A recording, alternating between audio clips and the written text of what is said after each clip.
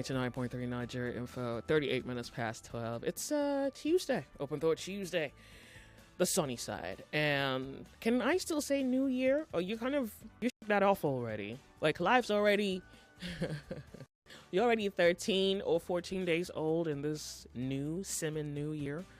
Oh, by the way, during the holidays, I try to do some research on this. Okay, well, I think what's common language in society is that Jesus wasn't born 25th. No, so I wasn't reading on that. I was reading on when the new year begins. So apparently, winter is not the beginning of the year. Spring, so hold on. This, I'm just telling you findings. So I found in old books that December is it's not supposed to be the end of the year and January be the beginning of the year.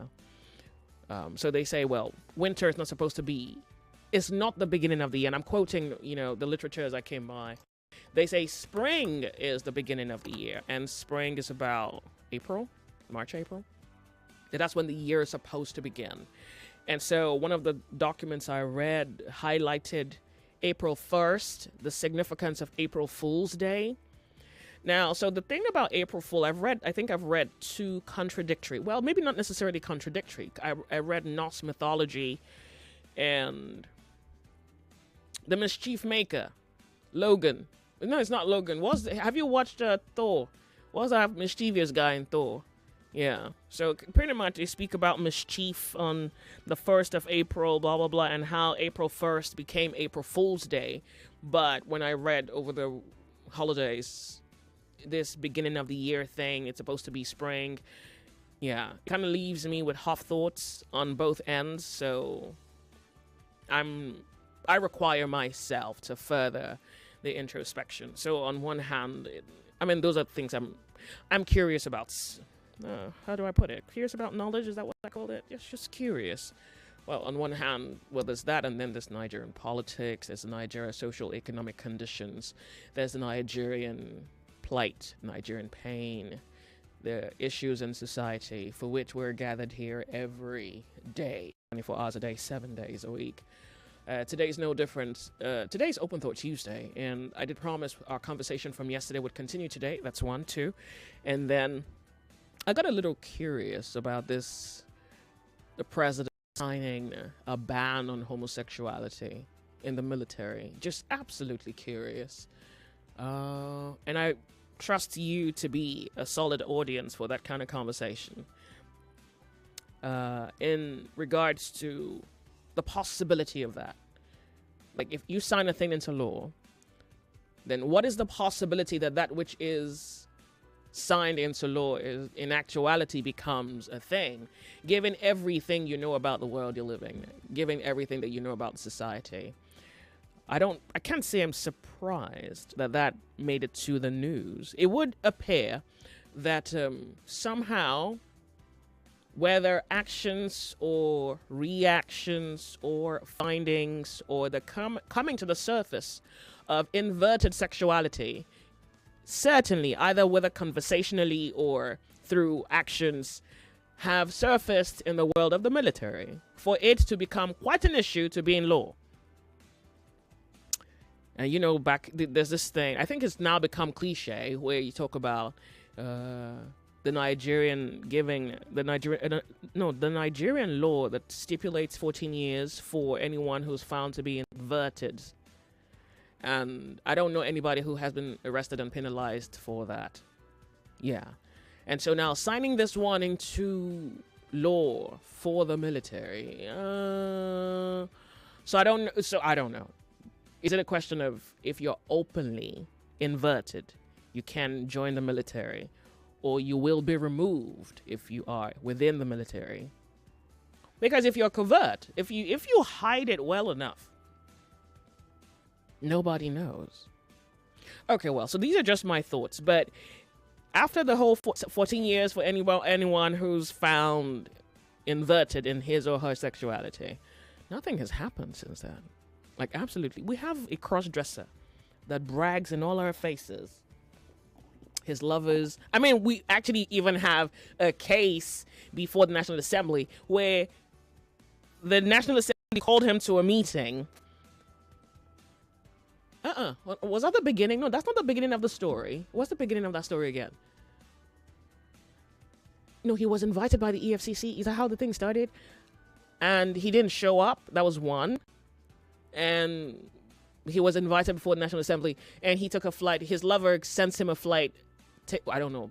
I don't know how it happened, but his lover ships him out of the country. That was before. Hold on. What's that story again? And the consequence of not caring. That was before. There was one he did.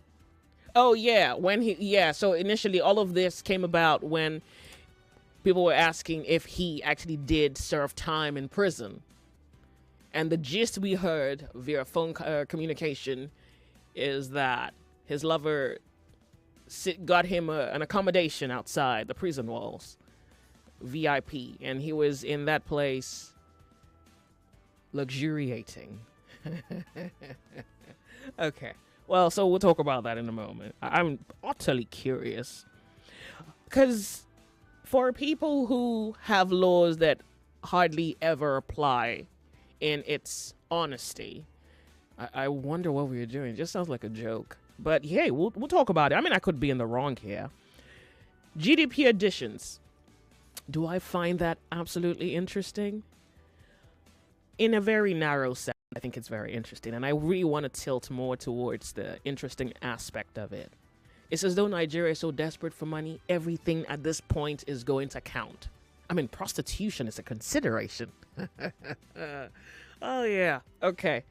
And from yesterday, our conversation on this appetite for money, this desire for money, one of which I'm not utterly sure about. Joyce, please play the name of the music you played before your program. You played it today and even yesterday. I love it. I'm not sure. Which one did I play? Okay, give me a moment. I played Ludovico. What else did I play again? James Arthur and Low Key. Your father's son. Thank you very much. Low Key. Exactly. You should even check Norse mythology on April 1st. The mythology that led to April 1st. So apparently we seem to be living a lie. It would appear that we're off kilter in a sense. It would appear, and maybe we should use the word allegedly. We're off kilter when we celebrate end of the year, when we celebrate and the reasons we celebrate, some of the celebrations that we have, they're more, it would appear, pagan in nature than they are of any other reasons we have been given for which we hold those days sacred or decide to show celebration for whatever cause. It's like history is a lie at this point. There's no better way to put it than simplified. Hold on, what's that? History is a lie. Just maybe. At this point, I'm tilting towards the possibility that history is a lie. Okay. Thought for the Lords of Logic. Now, back to the gist. Today, I think our first conversation should be how important is money. Very tricky. Very tricky because I think it almost forces us to weigh our thoughts or weigh our philosophies or our judgment of money. I'm going to quickly go off on a break. When I come back, I want to play you an audio from... It's an excerpt, and I think the excerpt is self-explanatory. I need not even interpret it to you because from just listening to it, you can make of it what you will, all right? And then we can analyze the logic. And I played you a video of a young guy who highlighted the appetite for money in society in a sense that he shows us how how, for example, Beanie Boys would do this, do that,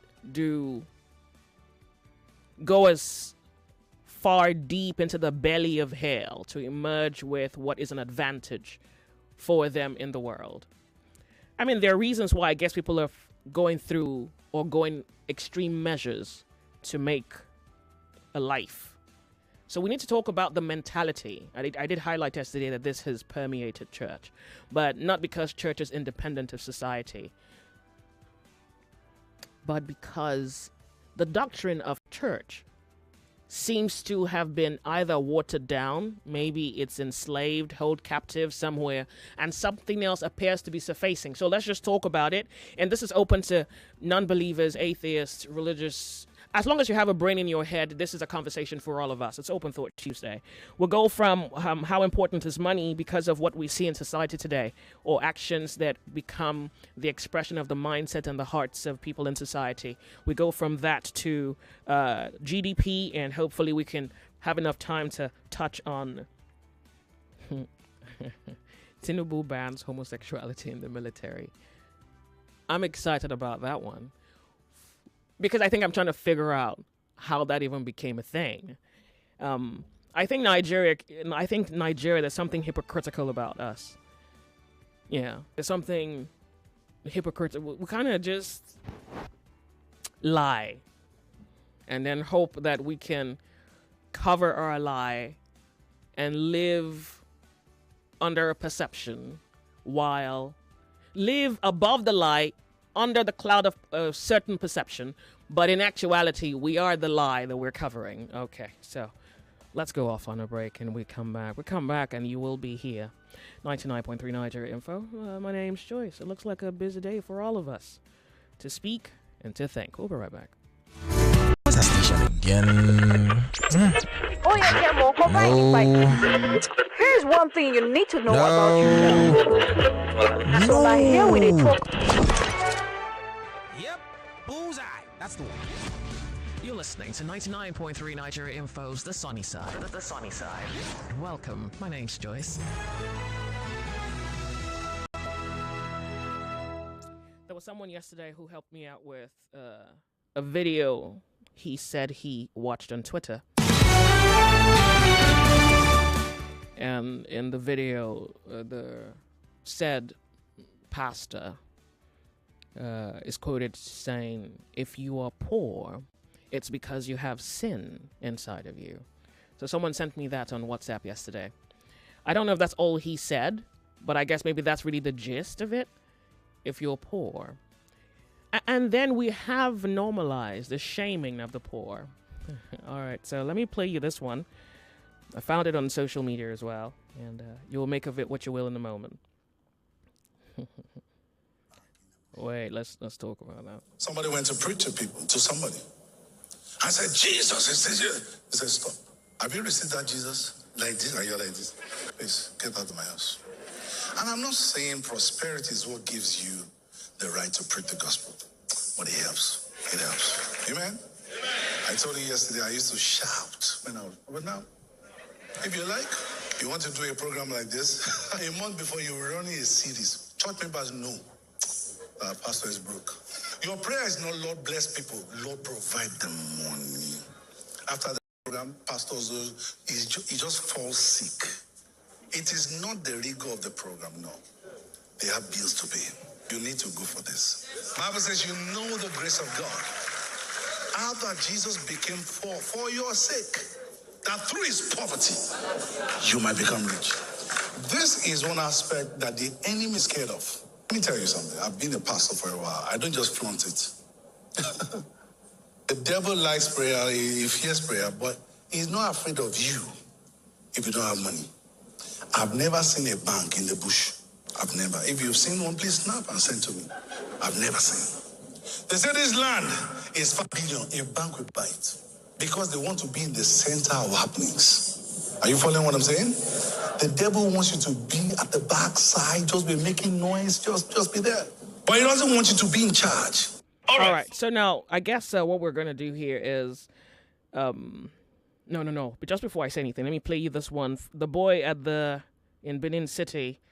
We're trying to scale mentality here. All right. Where is it? Video to the exam. Video to the exam. Hi. Where they come? Where those people say they want to juju this year? And they tell me, say, juju, if you not get money, come on for juju matter. Juju not for people who get money. Okay, just imagine, poor 20 year, you pass, maybe 200, and they're going to say one port, maybe 10,000. If you not pass, just calculate them. Hey, you see the reason why I enter 2025, I want my God stats. Because I know so who get money, not they do juju. Video now. I say, those states, The best place to do juju na Edo State. Don't be saying math. The best place to do juju for this country na Edo State. Evidence choke. Evidence choke. You know go video me. You know go enter one place for this Edo State, one junction or two junction, main ports not there. Those state boys, the boys when you say they don't want your year for this 2025. As you go church for New Year wash for crossover. That's what some go take crossover for juju. You to say this in a play. You know see evidence. See, by your motor money na the year. That your Camry, your Lexus, make it the shanty, make it the boss every. That the money they here. Not take and play. If you not get money, come out for juju. See, juju is not for the poor. Go my page. I don't feel talking before. Say juju not be for poor. Juju, if you want, if you can't see yourself, I beg you shout out to Edo boys. Normally, we not fit there for poverty. Let me cause they do it down. All right. So how important is money? That's our conversation we're going to have in a moment. And I'm going to open up the telephone lines. And this is me assuming you have the numbers. Otherwise, hold on a sec. 0201-2770-993, 0201-465-7190, and 08095-975-805. Yesterday we spoke where the money at, and that was in order to direct people who may have little to no idea as to how to make money in 2025, get some sense of what's possible, what can or may work if they decide to give it a try. When we return from the break, well, let's talk about how much we are willing to give, all in the name of money. We'll be right back. It's Open Thought Tuesday on Nigeria Info. More talk, news, and sports after this. It's 2025. The biggest conversations are happening on Hard Facts. If the model of Rebolo was genuinely interested in local government funds, would have protested to be cancelled. Somebody is receiving 30,000 naira after serving the country for 5 years. From the stories shaping Nigeria's future. I've been dumping my mood further whenever people are clapping his praise singers when they ought to be telling him the truth. I mean, he did not do any remarkable thing in your state, and you are celebrating corruption time. To real-time feedback from you, the citizens. There is propaganda. They can never make it work. I will not support that reform. If NBS is turning out very fake data to us because this data lacks empirical evidence. We dig deep with the decision makers, hold the powerful accountable, and keep the conversation alive on social media. Join Mary Ann Okon every Monday to Friday, 3 p.m. to 6 p.m. for the most news and current affairs show on radio. I'm so sorry. I hate it when people make assertions from very skewed and biased places. Hard Facts on Nigeria Info 99.3. Let's talk. The Financial Services Regulation Coordinating Committee, FSRCC, in collaboration with the National Broadcasting Commission, NBC, to draw the attention of the public to the activities of illegal financial operators, IFOs, which threaten public trust and the stability of the Nigerian financial system. The general public is hereby advised to refrain from dealing with unlicensed financial operators who deceive individuals with unrealistically high investment returns. Verify the licensing status of such schemes on these websites: www.cbn.gov.ng, www.nicom.gov.ng, www.pencom.gov.ng, www.sec.gov.ng, www.fsrcc.gov.ng. To report any suspicions of illicit financial activities, call CBN 0817-665-7060, 0707-338-4828, SEC 0209-462-1168. Announcer, FSRCC. You are listening to your number one station for talk. Your number one station for talk. 99.3 Nigeria Info. Let's talk.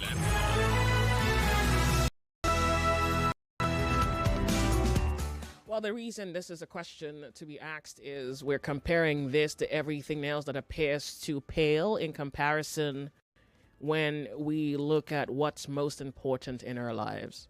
What's most important.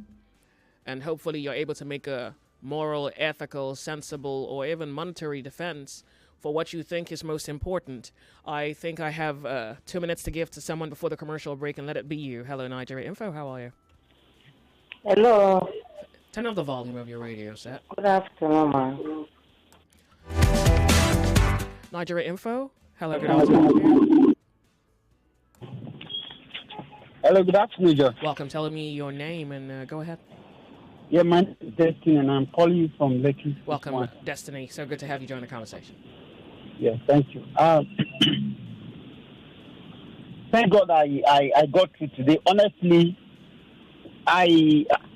each time anything about God and Bible is discussed, I always have very difficult to get through. But today, let me talk about the past. I think I'm free to say anything about it. Yeah, sure, please. Okay. You see, if you read through the Bible, most essentially, if we want to talk about Christianity, we talk about the New Testament. The whole yeah, but this is not necessarily, pardon me, this is not necessarily about just Christians. Pardon me, this is not about just the church. I think it's a social mentality. I mean, I'm sure the imams have this sort of false representation where money is placed above all else, it would appear. I agree because I agree totally with what you said, because today church has been commercialized, and what people look about church today is that if I can establish my church, before you know it, I'll become a millionaire. And their followers also have the same mentality.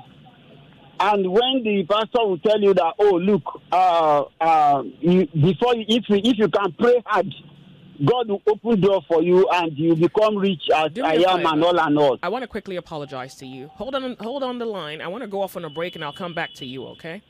Okay. All right. Take charge of what you hear and when to listen. All at your convenience. It's there on our mobile app and website. Download the mobile app on iOS and Play Store or visit www.nigeriainfo.fm. 99.3. Let's talk. It's 1 o'clock. 1 o'clock.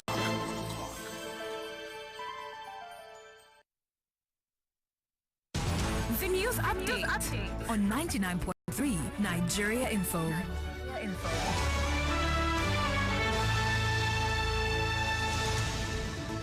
Lagos, the impeachment of former Lagos State House of Assembly Speaker Mudashiru Obasa has sparked controversy, with some accusing Governor Babajide Sanwo-Olu of involvement. However, the governor's special advisor on media and publicity, Gboyega Akosile, has refuted these claims. According to Akosile, Governor Sanwo-Olu had no role in Obasa's impeachment, and there is no rift between the governor and the legislative arm. Akosile emphasized that the impeachment, which saw 32 out of 40 lawmakers vote in favor during an emergency plenary, was strictly a legislative matter, citing alleged gross misconduct by the former speaker. Away from that, the Minister of Power, Adebayo Adelabu, says Nigeria's national electricity grid remains prone to collapse due to the government's inability to repair a key transmission line in northern Nigeria, citing persistent insecurity. Speaking during the 2025 budget defense session with the Senate Joint Committee on Power, Adelabu highlighted the impact of the damaged Shiroro-Kaduna-Mando line, which has been out of service since it was vandalized in October last year. He explained that the outage has placed immense pressure on the grid, leading to frequent collapses. Away from that, big changes are underway in Nigeria's electricity market. The Nigerian Electricity Regulatory Commission has transferred regulatory oversight to 4 states: Enugu, Ekiti, Ondo, and Imo. These states are now fully responsible for regulating their own electricity markets. This development has led to adjustments in market structures for Enugu, Benin, and Ibadan electricity distribution companies. Currently, 11 discos operate nationwide, including Abuja, alongside the 12th Aba Power Electric. The transfer marks a significant step toward empowering states to manage their electricity markets independently. The federal government of Nigeria, through the Debt Management Office, is offering 2 new savings bonds. The first is a 2-year bond with an annual interest rate of 17.23%, maturing in January 2027. The second is a 3-year bond with an annual interest rate of 18.23%, maturing in January 2028. According to the DMO, the bonds are available for purchase from January from the 13th of January to the 17th of January 2025. Previously, the DMO had announced the government's offering of 3 bonds worth 150 billion naira in September 2024. And on the foreign scene, Yemeni movement Ansarallah, also known as the Houthis, claims it struck the Israeli Defense Ministry in Tel Aviv with a hypersonic missile. In a statement on Telegram, the group alleged that the ballistic missile reached its target, bypassing Israeli interception systems. The operation, they said, was the third within 12 hours. And that's the news update for you this hour, Lagos. You are listening to The Side with Joyce on 99.3 Nigeria Info. And I am Yvonne Ohaifo. Thank you for your time.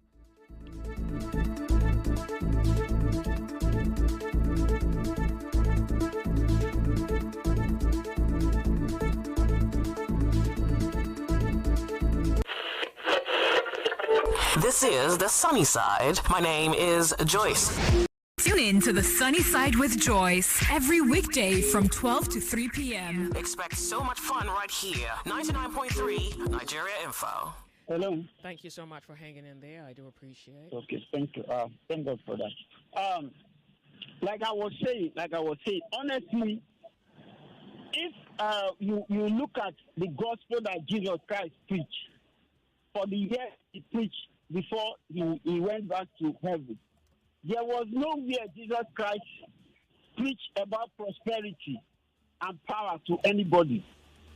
When the apostles that he handed over to did the same, there is nowhere you can find that. But today, church has been commercialized, and that is why you could see that pastors will go, any kind of length they can go in order to have members, and once they have it, what they do is to amass wealth, and that is what we are seeing today. And it's unfortunate that Bible is a book that people can handle and read through, and you see that the things that are written there are plain. Let me say this, permit me to say this. If you look at the organization of the church in the Bible, it's not what we are seeing today. That is the organization of church that we have in the Bible. It's far different from what we are seeing today, that one person will be a pastor in Lagos here, will have churches all over, and is dead. There is no such thing in the Bible. Okay, let me ask you, are you also aware, can I ask you please, are you also aware that this mentality, you see it in society? Are you also aware that this mentality is also in society? For example, if you're on social media, you hear men cry about the fact that women only want them for money. This money thing has permeated everything that moves and breathes. So what's wrong with being poor? What, in your view, you think is a problem of the poor man? The problem of the can you repeat it again? Yeah, what's the problem with being poor? What's this thing about people wanting to escape poverty so bad that they're giving their souls for money? Okay. When actually, to be honest with you, when you look at the mentality of the poor, I can clearly say that some of the poor are also poor in their thinking and in their reaction to. But rich people are also poor in their thinking. I agree because when you look at the gathering of the churches today, there are rich men who are there who could not, decipher what the Bible says and what it does not say. But whatever the pastor says, they take it hook, line, and sinker, and they swallow it. But to the poor, the worst of it is that the little they have, they also give it to the pastor, and hoping that whatever they are told, that when they pray, one day God is going to bring down money, even if they do not even put effort for them to find something tangible to do. They have the hope that, I'm a Christian and my pastor is this. Well, there is one of these churches, I don't want to call the name. The members gave about, they tell you that, look, if I put on this apron, if anybody shoots me, if there is armed robber, they can't do me anything. I have the power as long as I wear that apron. And when you look at that mentality, you begin to ask yourself, and we've seen that a lot of them have even died in accidents. Okay. So This also affects their mentality and everything about them. Okay. Thank you so much for calling. I think we have a job to do here today. Thank you so much. I really do appreciate. If you have just tuned in, I want to say thank you for being on Nigeria Info. And I'm trying to just capture a social mentality. And I'm saying it's in the mosque, it's in the church, it's with your friends, it's with your bosses, it's probably with your colleagues, it's everywhere. It's a social, it's as though it's a conscious awareness of a sort, where this insatiable appetite for money has become a prism through which a lot of things are defined. So, for example, this caller is saying that the mentality of the poor man is also the problem of the poor man. Except there are people who are rich who have poor mentality. Now, maybe we even have to define poverty. Should we attempt to define poverty? Because I don't know whether poverty is you have a job, you're earning something, and you can feed yourself, you can pay your rent, but you're not as rich as the other guy because he has a better car, lives in a bigger house, he's able to go overseas once a year or twice a year. He pays his taxes, and he has a little extra for finer things, a little, luxuries. In comparison to that, are you poor? Because maybe I'm also struggling here with this social definition of whom we call poor. Before we go to the telephone lines, let me quickly just play you this audio. The guy who was said to have beheaded his friends, his female friend. Social media, they start digging up stuff, and there's this video of him being a motivational speaker, can we call him that? Or a typical Nigerian content creator who has an opinion and wants it recorded and would love it to be shared. So here is something he says that you should hear. The issue with some of you is that you keep praying for destiny helpers, someone to come and help you. You believe that there's someone somewhere that's destined to help you, to bring you out of your predicament. And that's the problem. That is the main problem. All through your childhood, it's actually an indoctrination from childhood. Your parents actually believed in that and they passed it on to you. So this has somehow shaped your mindset, and your mindset affects your reality. You, all through your childhood, your parents have been taking you to church. Prayer point has been raised. Oh Lord, send me my destiny helper, send me my destiny helper. And that's the problem. There's no destiny helper anywhere. You are your own destiny helper. There's nobody coming to help you. You are your own savior. Okay, I'm not actually saying like 100% entirely there's nobody coming to help you. But what I'm trying to say is life is 100% your responsibility. So you can't keep waiting for someone to come from somewhere to come help you. You are the help that you need. If anybody's going to help you, let me just say they're just going to do maybe 2% of helping you. The rest is up to you. What I'm trying to say is that life is up to you. Life is your responsibility. The earlier you understand this, the better. Okay. Sounds like a guy with a brain, right? You wouldn't see him and call him a killer until this video surfaces. What is her name? My name is Adai. Adaju. Which tribe is she? Adaju. Well, for how long have you been together? Like a year. I don't know when she has been coming to your house. This woman, I was calling the number was not going. My number is my network, just network. She don't my mom was just telling me that somebody is just I just stopped a car. That is like I just stopped a car and I stopped when your boy was with the part of the woman being doing it. I want back to give me 100 million. I refused. That was what my mind. It's as if I'm just dreaming. I swear to Almighty God. Okay. It's as if I'm just dreaming that the guy I give him 100 million. I said no. I will not collect the 100 million. This one? No.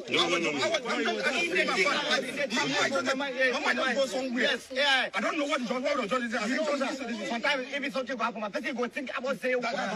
All right, look, you have to pardon me, okay? It's the video that's online, and I had to share that with you. So who's the poor man in this conversation? The one who rejected 100 million? Because I'm a little confused here. So this one says, well, and the person who's saying he rejected 100 million looks poor to me by what I would say social standards. His vest isn't this. I don't think that's cotton. I don't think, the trouser, I don't think that's wool. Let's see, what else did he have on? There's not much to brother. And he has the nerve to reject $100 million. He was offered $100 million and he said no, that he just knew something was amiss. Well, so that's a video clip of the motivational speaker 1 minute ago who was caught with the head of a girl. He's said to be a gospel singer. All right, good. And this nature of evil, you see it everywhere. Everywhere. The witches are evil. Your pastors can be evil. But there's a way of thinking now that suggests that someone would place money over your human value. It's as though we have arrived officially at a plane where if there was money over human worth, we are more likely to choose money over worth. One, because we're ashamed of poverty. So what is poverty and what's wrong with being poor? So bad that people are getting shamed for it. And in order not to be shamed for it, there's nothing people are not doing. There's nothing. I've heard of people eating excretion. I've heard of people drinking blood. I've heard of people killing. What's worse than killing? Let's talk. It's Open Thought Tuesday. Like this social mentality, what is it? Hello, how are you? Hello, Joyce. Thank you for calling. What's your name? Good afternoon, Godman here. Thank you so much for being here. Okay, first off, please. Please, sir, the man that said he has read the Bible true and God does not talk about prosperity. Jesus didn't talk about prosperity. You're wrong. You're wrong. The Bible talks about prosperity. Even Jesus talked more about money than anything else in his preaching. What God is against is the extreme. There needs to be a balance. You can't love money more than anything, that you do anything to get money. The love of money is what he's preaching against. Seek ye first the kingdom of God and his righteousness. All these things will be added unto you. He was talking about prosperity and money, all your needs. So what are we saying? I wish above all things that you prosper and be in good health. So in a moment, hold on a second. Can you define that prosperity? Is it financial wealth? Because I played you an audio of one pastor who's saying that the devil is afraid of... Hold on a second. I played, the devil is afraid of your prayers, but so if you had money, it would be better. It's like... The devil is afraid of money, like he would be more afraid of you if you had money. Are we serious? I'm not talking to you. God wants us to prosper. God doesn't want our hearts to be on things. Yeah, but there's prosperity in this regard. God wants you to prosper. Is that? He wants you to first of all prosper in your soul, in your mind, and also feel outside. Yeah. So the reflection, is it the cars? Is it the houses? That's part of it. Jesus said, he that leaves brother, sister, mother for my kingdom and for the gospel's sake, he will have 100-fold. I don't know if you've read that in the Bible. Is that really applicable in this regard? Yes, because it's in the scriptures. I'm just coming to what that man said, that God didn't talk about prosperity. You know that guy is not your problem. You know that guy, you're sticking too hard to the guy. He's not your problem. Let's talk about the problem here. And he's giving people the wrong impression. I don't think you cannot fight for the truth any more than the truth can fight for itself. He's not your problem. Let the guy be. You have something else you want to tell me? And then about this so-called gospel artist, he's just a so-called gospel artist. People have names for themselves. We have pastors who are fake. So we can't put anything, because some people just say gospel artist too. And this old news, you cannot verify it. Yeah, but sometimes my people point accuse is... wrongly. Yeah, but what? We can't verify which one now? The guy with who beheaded the girl? Are you saying that the guy who beheaded the girl is a false gist? I'm not saying that. I'm saying that a lot of people are accused falsely. Well, hold on a second. Hold on. Let's take this home. Are you saying that the guy who's said to have been caught with a human head can be possibly false accusation? Very well, yes. Go home. Go home. Dear. Okay, this is about to be something. What's wrong with being poor? Because I think... Yeah, this is looking shameful at this point. Hello, how are you? Good afternoon, Joyce. Afternoon to you. Yeah, we have a man on the line. Good to have you. One thing a lot of people, today do not really know is that we as humans do not really need so much. We shoot beyond what we need. In that, greed comes in. And sometimes, rightly or wrongly, most time wrongly, and then it make people drift, out of their line. Now, talking about Christianity and poverty, The fact is that... Hold on a second. We're not talking... Hold on a second. So Stop. Pause. Step back a little bit. Christianity is not the singular focus here. I played you that because it was available. And I have repeated this before. I'm repeating it again. That this is a social mentality. It's a uniform pattern of thinking in society where money is placed over something as premium as human value. Yeah. You know, even the Bible said the poor will always have with us. Now, going forward, you see, our values are kind of being eroded. And leaders in the society are part of the problem we're having today. This flooding of wealth, big cars, some they don't really need, big houses, some they don't really need. I heard that some people will build some houses in the next 10, 15 years. They will be guessing, they build those houses in the first place. Because when the children, everybody has left, since they will be isolated, and then they will begin to realize that if they've known, they should have built smaller houses. And the time they build those kind of houses, the younger people around them, who want to imitate them, be like them. We should do all kind of radical and nonsense, just to make money. And in that, they are hurting, other people, killing other people, scamming other people, just to get this wealth. So I've come to realize in my life that I don't really need much. And it's high time a lot of people, begin to realize that sometimes what things they claim they need is just illusion. It's not as if they really need them. Okay, before you go, I want to quickly ask you, what's wrong with poverty? What's wrong with the fact that you're not as rich as the rich guy? What's wrong with that? There's nothing wrong with it. Oh. The thing is, try as much as possible to be enlightened enough, to know what you need. You can at least live the moderate life. It's okay. Well, is it okay? Thank you so much for calling. Okay. Well, that's your point of view. Let's figure out what other people think. I really appreciate you calling in. Hello, welcome to the sunny side. This social mentality where we're desperate for money. Hello, how are you? Hello? Welcome. Tell me your name. Yeah, good afternoon, Joyce. Hello? I can hear you. Good afternoon. Tell us your name. Yeah. Go ahead. This is Mara from First Tag. Good to First of all, Happy New Year. Yeah, Happy New Year. And Happy New Year to Market Woman. It's been a long we heard from her. I hope it's okay. If it's okay, she'll call. Now, to the subject matter.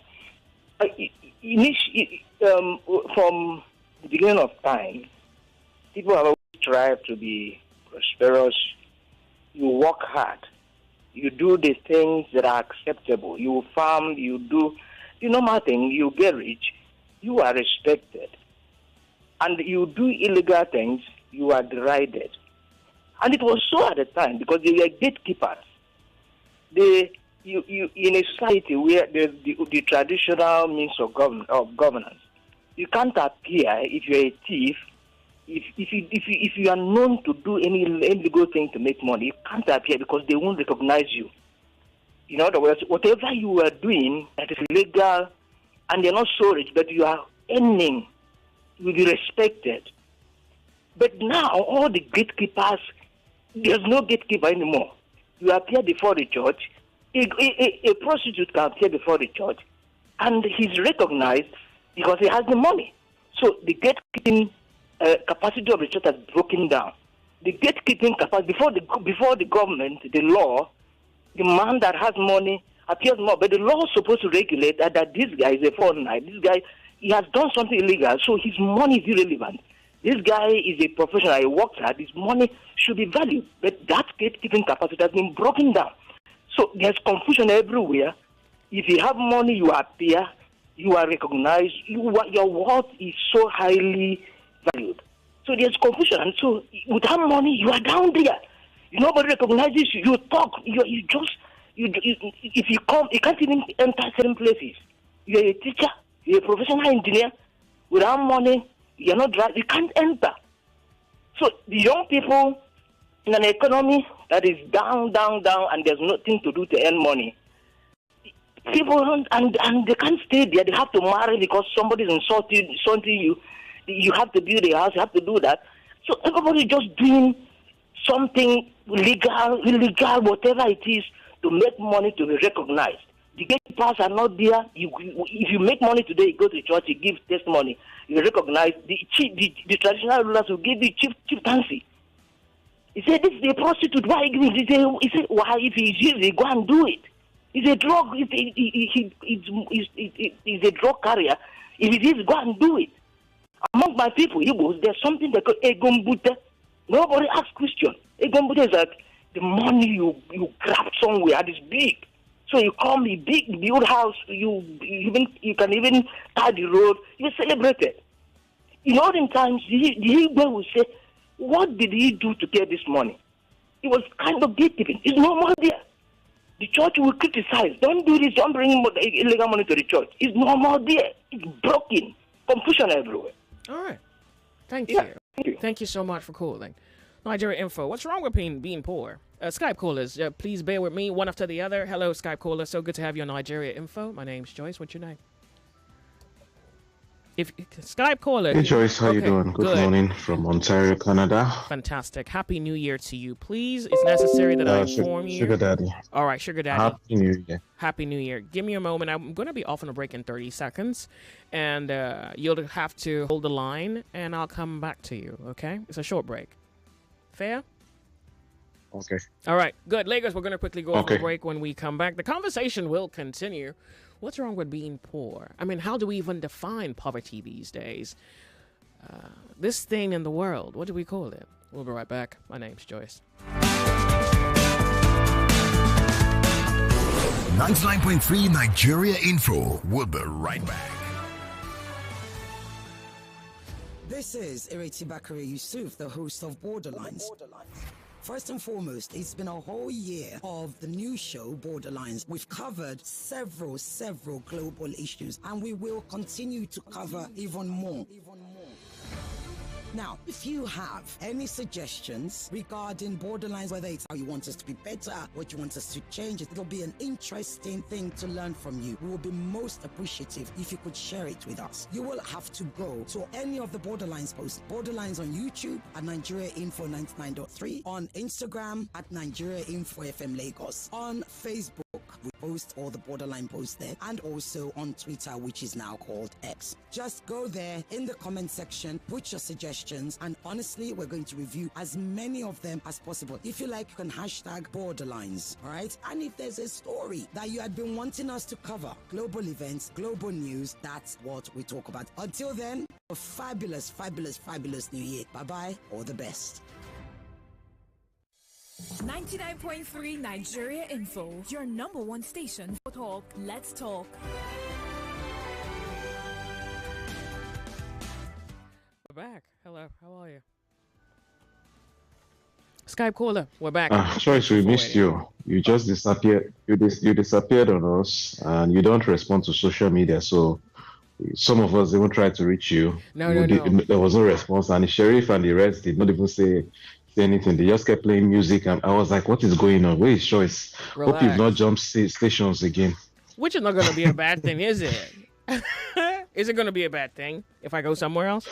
No, it's going to be This space is perfect. Nigeria Info has like a good number of heavy hitters, so that means we don't have to keep jumping from stations to stations at every point. I like how you're fighting this prostitution inside of you. It's beautiful. No, I was down and I'm back up. Look, happy Welcome back, you. Thank you. Hope you're fully recovered. I'm there. I just need a holiday. Yes, I know, France or Italy. Don't worry, we're saving up the money. Who's waiting for you?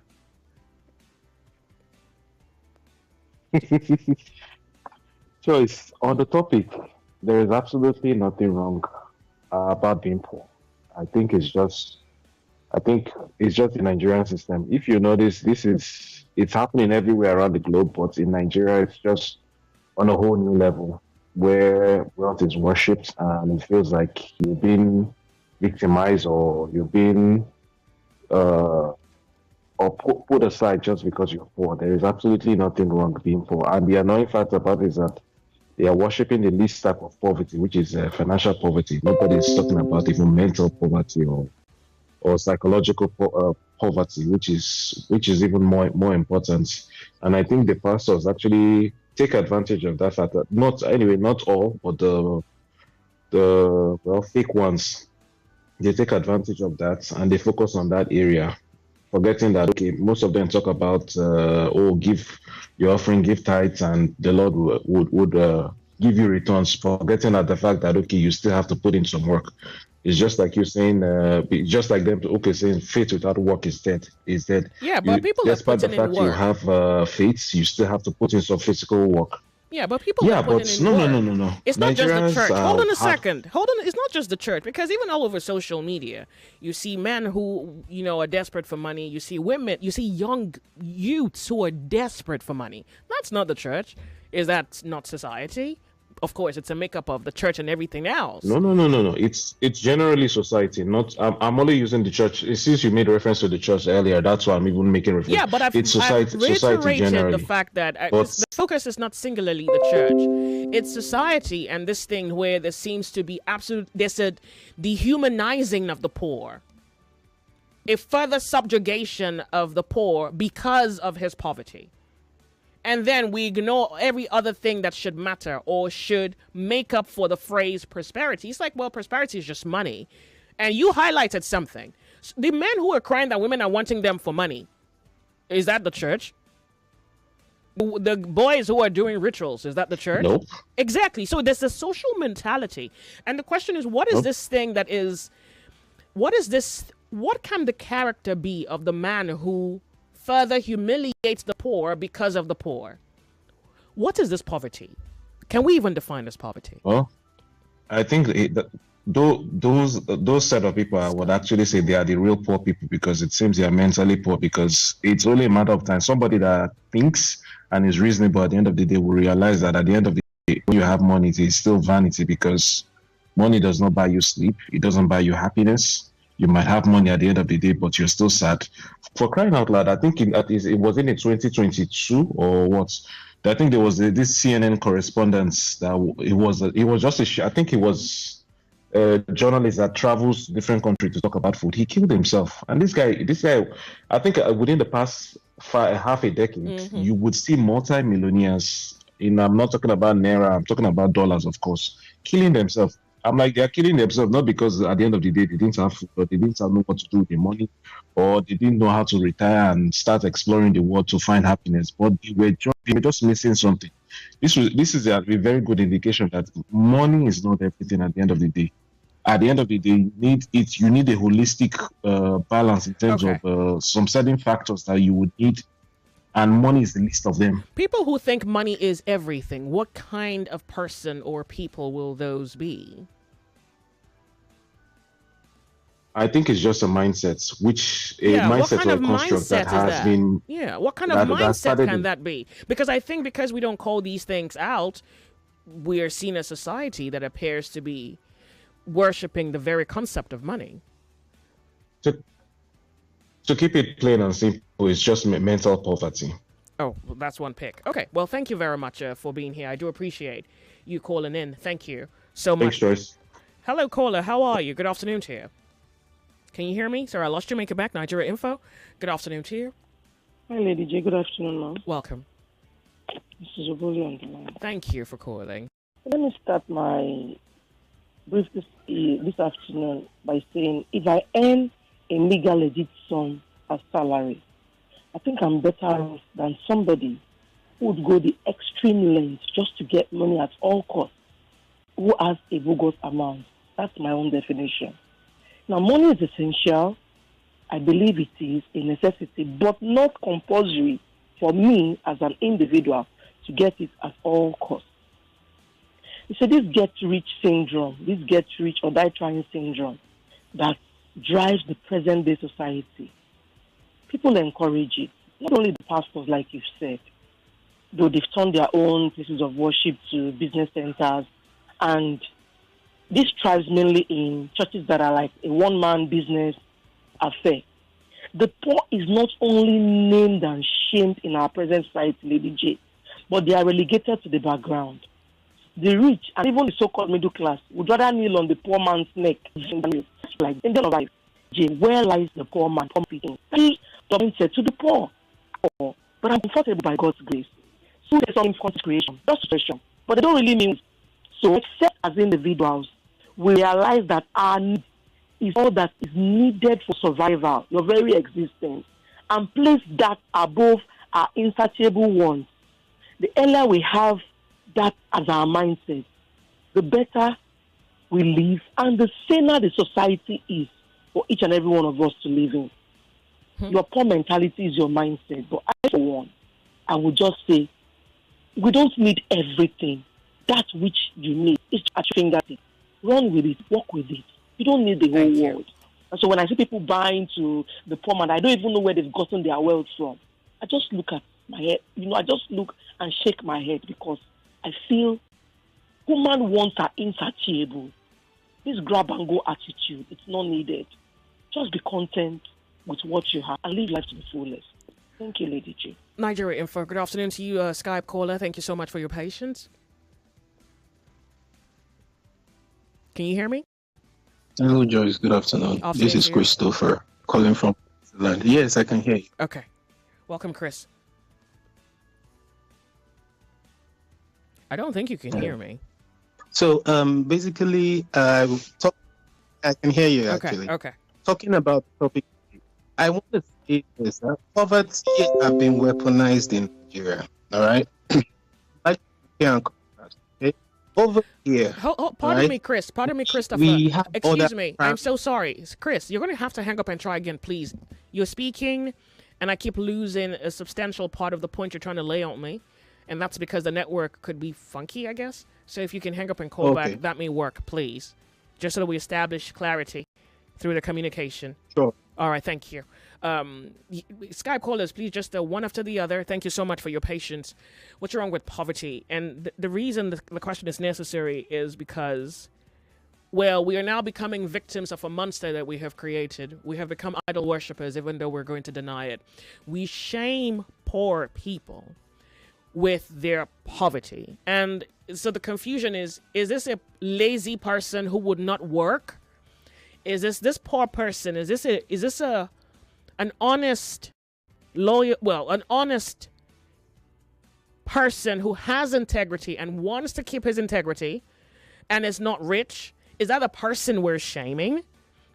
Then the wealth and the person who owns it, is he better than this other man, this other woman? Who is he better because he has money? And isn't it true that that man can have another form of poverty? Okay, so we have to even define the poverty first so that we know what we're falling into or how much trouble we're going to get ourselves into. How are you? Hello? I'm sorry if you can't hear me. You're going to have to hang up and call back. Nigeria Info. Turn up the volume of your radio set. Hello, good afternoon, Joy Onyemuwa. Good afternoon and Happy New Year to you. You are on to Felix from Ikorodu. Thank you for calling. Go ahead. You see, poverty is just a mere mental construct. Mental construct. Poverty is not all about money. And money is not all about poverty. You see, if you are mentally stable, you are intellectually stable, and I think the main word here should be contentment. Contentment. When you amass the whole earth within your fold, that is not happiness and that is not richness, because you will still give it out at your last breath, and moth will consume. You won't even know who inherited. History has made it clear that you are just subjecting humanity to mental torture. What is needed is contentment. Okay. Your ability to go about your daily activity comfortably, and not because you are poor in the mind, but because the opportunity that have bedeviled the world, not allowing those who can get the work done for simplicity of life to take control of the earth. Devilish and self-centeredness has encroached the earth. people do not see human as being simple in their living. You could be educated and you are satisfied as long as you can get your food. It doesn't matter. I think it all boils down to your background, your upbringing. Even if you are the most educated and you lack all these backgrounds to be self-contented with... Upbringing? I don't think so, because many of the people who worship money are not necessarily themselves financially poor. That is self-greed. Okay, thank you. The battles of this world with all the money stolen. did they carry to heaven, or which it is not well established? The heaven that I don't know where it is established. Thank you. When people are poor, people cannot eat. The money that should have been used to help humanity to fashion. Look, Joyce, back in the 80s, life were a bit better. People were living. They were not going after riches. That you imagine someone killing his parent because of stupid notes, stupid coins, because of greed, because of politicians who amass wealth. And I think it's just the mental construct and lack of moral upbringing. Anywhere you want to take it to, yes, technology has blown up the space for people to see all manner of nonsense. Okay. But if you were brought up, you'll be able to discern what is needed and what will take you through life. So thank you. It's contentment. Thank you. I do appreciate 99.3 Nigeria Info, the sunny side. I'm going to go to Skype now because we have a number of callers waiting. Skype caller. Sunny side, I'm going to go to Skype now because we have a number of callers waiting. Hi, Joyce. Afternoon to you. Thank you so much for calling. I'm good. Joyce, how are you? I'm well. Thank you so much for being here. What's your name? Who are you calling from? Skype caller? My name is Gina. Okay, welcome, Gina. Calling from the U.S. Thank you so much for calling me. I think this is a very interesting topic. Can you hear me? I'm with you, please. Go ahead. I'm here with you. For the purpose of this conversation, we're talking about financial poverty, right? So that's the thing. Is that what it is? So there are too many in my head. There are a lot of moving parts. Because on the audio that was played of the pastor, he was talking about money, and a lot of people that have been calling have been laying emphasis on money. If I'm not wrong, you are not wrong. By the way, I'm speaking about money, financial poverty. Okay, but first of all, then I think we even need to define what poverty is. Are you saying that poverty has a singular definition? Like, is poverty money? No, I'm just saying that there could be, like someone rightly said, there could be mental poverty, there could be moral poverty. So in this conversation, are we talking about poverty in general, or we're centered on money? I'm not limiting it to money, because I think we need to define that as well. No. Here is what it is. Because a lot of people have been... Pardon me, here is what it is. Because this issue of money that we're seeing play out in society today is a lack of something. So I'm not limiting the conversation to any one thing. Poverty is a conversation. Inject into the conversation your comprehension of how you think the matter... let me just make my submission. I would like to hear that. So, first off, I don't have a problem with what the pastor said. Nobody likes to be poor. Even the poor don't want to be poor. Let's be honest with ourselves. Nobody wants to wake up in the morning and not be able to meet their basic needs. I'm talking food, shelter, clothing. No, even the poor don't like to be poor. So for someone to say there's nothing wrong with you being poor, I must say you're not being honest. A lot of us left Nigeria, right, because we're looking for a better life. We want, security. We want to live in a place where, our efforts will also be equal to the pay we get. This is not money we're talking about here. Let's be real. And then every time, the church is mentioned alongside money, people just use that as an opportunity to now take shots at the church and be like, oh, I'm not saying that there are obviously no fake pastors out there, but then playing the audio of a pastor, I feel like they should also play the audio of a Yeah. I've done that work. I did state that this is not the church. I can hear myself. I don't know. Yeah, I don't know why. There's also a delay. I've noticed that. But if you can hear me, I want to underscore something here. I did play the audio because it was on social media, but fundamentally, I have stated that this is a societal mentality, and I've said that over and over and over again. So this is not singularly the church, but the pastor actually said something. The pastor said that if you are poor, he said the devil is afraid of your prayers, right? But if you had money, it would be better. So meaning that the devil will be a lot more concerned if you had money. And I can understand it, but maybe it's the interpretation here that we have to look at. Because is the devil afraid of money and not of prayer? I don't understand that. So about the pastor, I'm really not going to try to explain what he was trying to say. You went there, I think he had his own, line of thoughts, and we didn't hear the whole thing. No, I'm still there. Actually, I haven't left there. My issue is that a lot of times when people hear church and money, next thing they're like, the pastor wants to collect your money, and I'm like, you go to church, you sit down, you get to sit in a clean place, the chairs are nice. Where do you think the money comes from? The church runs generator. The church has staff that they pay. Where do you think the money comes from? So they're like, the pastor wants to take your money. Let me just make my final point before I go. No, please wait. I'm speaking, excuse me, I would love for you to speak about a social mentality. Don't make this about the church. The church is not my target. I'm trying to highlight a mentality. Let me make that. Okay, let me leave the church and come to the social part. Let me leave that. I feel like they've always been the poor and the rich, even, from time immemorial. The issue we have in this, our age and time, is the fact that people do not want to work. They just want to sit down and get the money real quick. That's the problem. Young people don't want to work. They just want to get the money the quickest way possible. That's where the problem lies. There's always been the rich and the poor. It's always been like that. This time is no different. But the problem is how people want to get the money quickly without, raising a finger. Someone that is 17 years wants to drive the biggest car in town, wants to build the biggest house, but they don't want to do anything. And that's where the problem is. Is there anything in society that informs that sensibility? Well, I feel like it's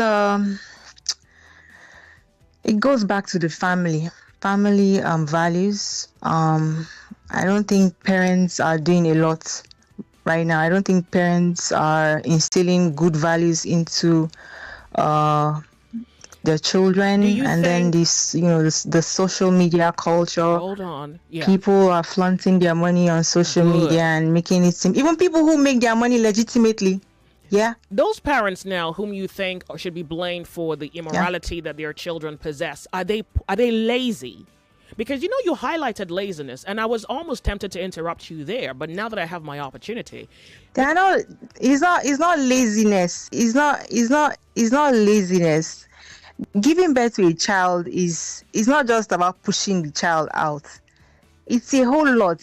It's like a lifetime commitment. Okay, you have to be intentional about it.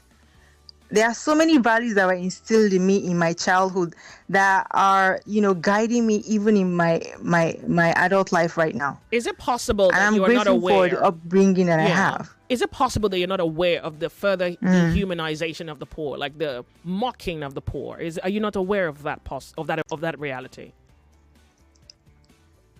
See, it's not today that it started. No, that's not my question. No, that's not the question. Hold on a second, please. That's not the question. Because you go to other societies and the poor are not humiliated the way we humiliate the poor in Nigeria. So whether it started today or yesterday, that's not the point. Really? Who says so? Really? No, who said that the poor are not humiliated? Where? That doesn't happen here as well. Where are you talking about? No, why do we always make it seem like it's perfect in the West? I live in the US. Do you understand? No, I'm telling you what I've observed now. Yeah. Since it seems as if all the bad things are happening in Nigeria. I live in the US and I know the things that I've seen as well. It happens everywhere. It happens everywhere, Joyce. Okay. So you're saying that whatever is happening in Nigeria is probably normal. And if the people are poor, it's because they're lazy. That's a summary of your commentary. I did not say that. That's not what I'm saying. I didn't say. I'm saying that poverty. The initial question of this discourse was, what is wrong with poverty? Is poverty? Is it okay to be poor? Something like that, along that lines. And I'm saying that no, it's not okay to be poor because nobody wants to be poor. Do you think the people who are poor by choice? Hold on a second, honey. The Nigerians who are poor, they're poor by choice. Are they just... Exactly. They are not.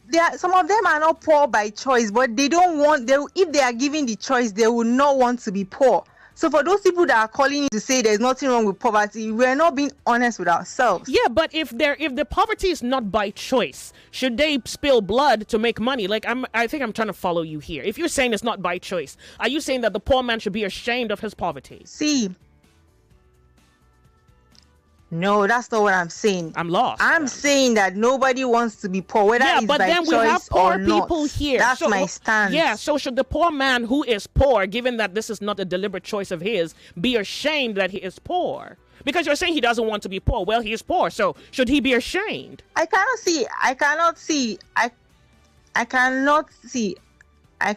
account for how people treat other people.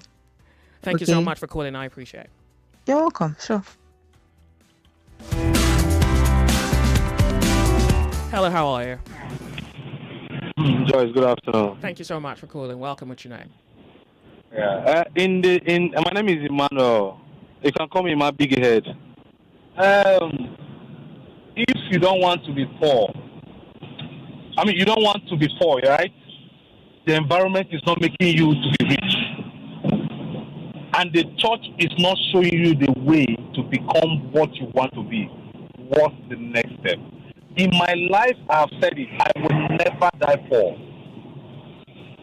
It is written in my life that I will never die poor. I cannot be counted among the poor people, especially among my peers. God forbid. Hold on a second. So, what I'm trying to let you understand is, I will do everything humanly possible so as not to beg to eat in my old age. Because there is nothing you will do in this country that your pension is guaranteed. In the midst of 200 million Nigerians, let me ask you. 100 people are short of their pensions. What happens to the rest? Okay. So let me ask you, and I really do say an amen to the prayer of you not being poor. Is it possible that there are people who also have sworn by the same faith that they will not be poor and not beg for bread, but they at this moment are not begging for bread, but you wouldn't necessarily classify them as rich? Yes. You cannot classify them as rich. Yeah, they're not begging for bread. They're not homeless. They are not begging for bread. They're not homeless. And they're not poor. You can't classify them as poor. So give me an idea, please. Give me an idea what in Nigerian context the poor will be. I'm a little lost here. An avenue where you cannot put whatever you want at the moment. Okay. If you have to beg to eat, if you have to borrow to eat, if you have to put your bills with pain, or if you have to put your bills with anger, see, you should spend while smiling. You see that life you live when you go to ShopRite and you shop, you pick things into your cart, you roll over, you pick into your cart, you swipe your card and you go back. That is the life we're supposed to live. Isn't that the life you're living right now? To go to the market and buy pepper or tomato. Yeah. It's an abomination for you to see somebody selling something and the person say my price is 100 naira. You are saying what about 15 naira? Yeah. Okay. But that's the life you're living right now, isn't it? That's the life you're living right now. You can pay your bills. I am not living that life. I am not living that life, but I am working towards that life, and I must live that life. Okay. What are you not going to do for money? Not killing for money that people say. Some people don't understand. Okay, you're not going to kill for money. Joyce, let me clear you. There are some avenues that you have killed, but you don't know. Oh. Yes. Oh. This is one of the avenues. Joyce, I don't want to pull out my life, what I've gone through or what I've done. Do you understand? Mm-hmm. But it works around fraud. Huh? Imagine. Wait, can you take up your window glasses up so I can hear you without interrupting you? Because I keep losing your thought. Okay, just give me 1 minute. Let me wind up now. I should give you a whole minute for that? No, not a minute. Don't worry. I'll not take a minute. I've done that already. Okay. So, Joyce, imagine this situation. You log into somebody's conversation with maybe a company or maybe a school or maybe an organization, and you see whatever they are doing. Mm-hmm. And it gets to that point where that person has to request for account number, and you shut that person up and bring yourself in, and you provide the account number, and that money is paid into your account. Mm-hmm. So now you've collected this money, you are gone. Mm-hmm. You're driving the Benz, you're kind of luxury women, you are doing everything you want to do, living in 5-star hotel. And this person that was meant to provide account number is not having peace anymore. Or the person that transferred the money into this wrong account number cannot take the pain and rather hang himself or throw himself from 10-story building down and dies. You don't want to know whatever happens. That person has died. And you using this money here now don't know if the person died or not. Okay. So you have betrayed trust, you have betrayed a friend. And you have killed without knowing. Okay. All right, good. That's clear. That's clear. But into me, I don't want to spill blood. Directly. I don't want to see you block my way. I can use anything to remove you from my way, but I will not spill that blood. That's a very interesting. You can use anything to remove a person who's in your way. Yes, but I don't want to. Wouldn't that include spilling blood? It cannot include it. Okay, I good. can use any power. So that's I can use any magic. Okay. I can make you not to see again in life. Oh, wow. I can death you. Yes. Okay. But don't block my way. Okay. Okay. Hold on a second. I want to quickly go off on a break, or you can call me back if that's okay. Well, let me stay on the line for you. All right, Lagos. We'll be right back. You are listening to your number one station for talk. 99.3 Nigeria Info. 99.3 Nigeria Info. Let's talk. It's 2025. The biggest conversations are happening on Hard Facts. If the mother of Rebolo was genuinely interested in local government forms, would have protested to be cancelled. Somebody is receiving 30,000 naira after serving the country for 5 years. From the stories shaping Nigeria's future. And he don't put my mood for that. Whenever people are clapping, he's praise singers when they ought to be telling him the truth. I mean, he did not do any remarkable thing in your state, and you are celebrating corruption. To real-time feedback from you, the citizens. Yeah, it's propaganda. They can never make it work. I will not support that tax reform. If NBS is turning out very fake data to us, because this data lacks empirical evidence. We dig deep with the decision makers, hold the powerful accountable, and keep the conversation alive on social media. Join Mary Ann Okon every Monday to Friday, 3 p.m. to 6 p.m. for the most interesting news and current affairs show on radio. I'm so sorry. I hate it when people make assertions from very skewed and biased places. Hard Facts on Nigeria Info 99.3. Let's talk. Who says you can't have it all with one play? I got that defined, but you have just won yourself. Congratulations. Hello, good morning. Yes, Melitus. One player, don't cost 2 players because you won 20K. So now you won yourself 20,000 naira. My name is Well Done. Okay, well done. We want to tell you, well done. You won yourself 20,000 naira. With 500 naira, you can play to win big from 120,000 naira to 190,000 naira daily on Nigeria Info. Go to oneplay.ng and play with 500 naira. And in a few seconds, your ticket is in the draw. Or dial *347*880*3#. Win daily on Nigeria Info. 50,000 naira on Morning Crossfire. 60,000 naira on WhatsApp Lagos. 20,000 naira on Sunnyside. And 60,000 naira on Game On. So Lagos, what are you waiting for? The more you play, the better your chances of winning. Remember to dial *347*880*3#. Play responsibly. Not suitable for persons under the age of 18. 99.3 Nigeria Info. Your number one station for talk. Let's talk. Let's talk.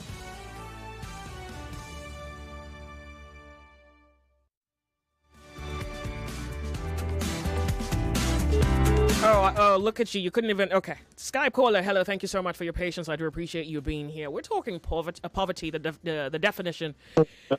Sorry? Yeah, I'm with you, if you can hear me. What's your name? Yeah, I can. My name is Christopher. I called earlier. Okay, Chris, thank you for being here. Go ahead. Yeah. Chris, your line is so bad. So, pardon my language. Nigeria, when I mean Nigeria is in trouble, they've weaponized poverty to the point where we take each other out. Hear me out. When you look at the system we have here, if I can have him on steroid, you understand? Like, okay, so pardon me, Chris, you're going to have to send me a message, please. Your words keep breaking. I sincerely do apologize. Oh, okay. Yeah, please send me a message. I'll appreciate that. Because I don't know why your network... Come back to Nigeria. I don't know what you're doing in Switzerland. If they can't give you internet, our internet here is solid. Thank you for calling. Because you guys will just be clinging hard to these guys in Europe. Come back home. Look at our internet. We can brag about that one. Hello. How are you? Hello. Good morning. Afternoon. Welcome. Oh, Joyce. Okay. Oh, yeah. My name is Mui, calling from New York. Okay, this is what I gotta say. Okay. You see, poor, when you can't feed yourself, maybe no matter how much you make, you can't feed yourself, can't house yourself, can't have access to basic amenities of life, then you are poor. Okay. So, but we can say that, like Nigeria, people earning minimum wage, of course they are poor because with the money they earn, they can't feed. Adequately, they can't get basic things. Basic things of life. In America, if you're earning minimum wage, maybe living in one room or studio and still be driving a Range Rover. Yeah, you can drive a Range Rover. If you want to drive a Range Rover, it depends on how much you can pay. If you are ready to pay. You're rushing your commentary. Hold on a second. I want to go off on a break. Can you call on Skype instead of calling me via telephone line? No, because Skype, I'm listening for you. I don't like Skype. I'm also busy. I can't, so I just try. Okay, but I have to be off on a break. Okay. Please call me back. I beg you. Please. Okay, I'll try. Thank you. I'll try again. Thank you. Quite an effort calling from New York. We're off on a break. It's 2 p.m. We're Nigeria Info.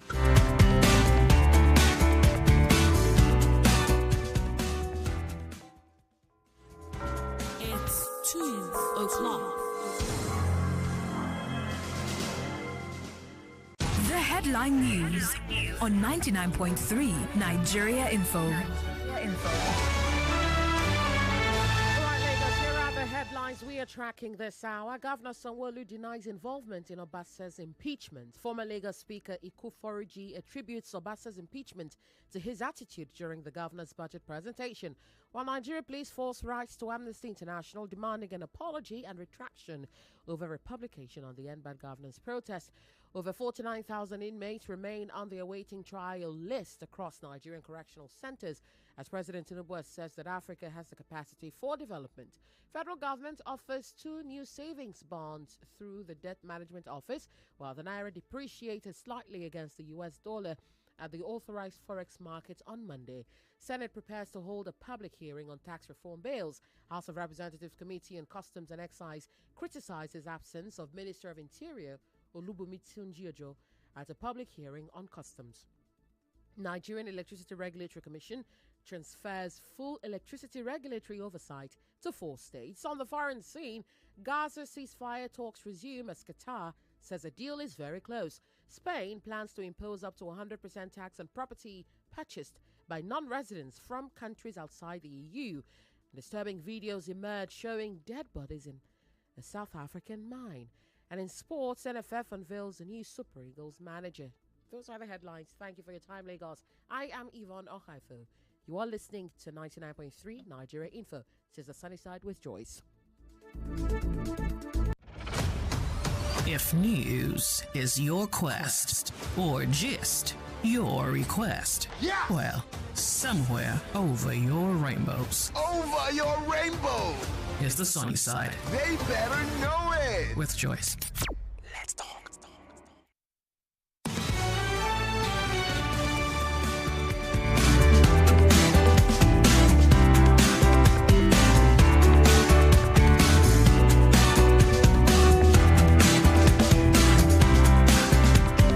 We're back. 99.3 Nigeria Info. This is, let's see. He says, I'm going to read it. Thank you so much for being here. We're trying to to be honest with you. I think a few of you have tried to give some understanding of what is this spirit, like the life force behind the social mentality. But I must say that I'm fundamentally overwhelmed. And I think I want to paint you a quick picture. So you can have two friends, one rich, the other, I guess, poor by what the standards are these days. And you can see how the rich treats the seeming not so rich, meaning the poor. You can have... I've seen cases where bosses treat staff badly. In fact, you're probably a boss who treats your staff badly listening. And I've seen cases where bosses treat people who, like staff members who are from rich homes, a little better. Like they accord them some regard just because, you know, they're from a wealthy home. It has absolutely nothing to do with value or personality. It's just, you know, you're from a home that your father's rich, or let's leave it at that. Your father's rich. You're from a wealthy home, and so they accord you a different kind of respect. And you see this whether it's work or you see it between friendships, and you see it between. At least I've seen it between friendships. I've had a friend who treated staff badly, just because, you know, she was rich. Then there was another friend who treated staff badly, and we had a fight about the way he treated staff, and we made up, and he changed. He had a different approach to the staff relationship. But the other one, she couldn't redeem herself. Like, she just didn't know. I remember one of her staff members worked for 1 month and called me and said she couldn't work anymore, that she would rather not eat than work with that person. That she would rather not have a job than work with that person. And I remember saying, "Will you keep people like this?" And people in place. So this other person, well, then she didn't have a job.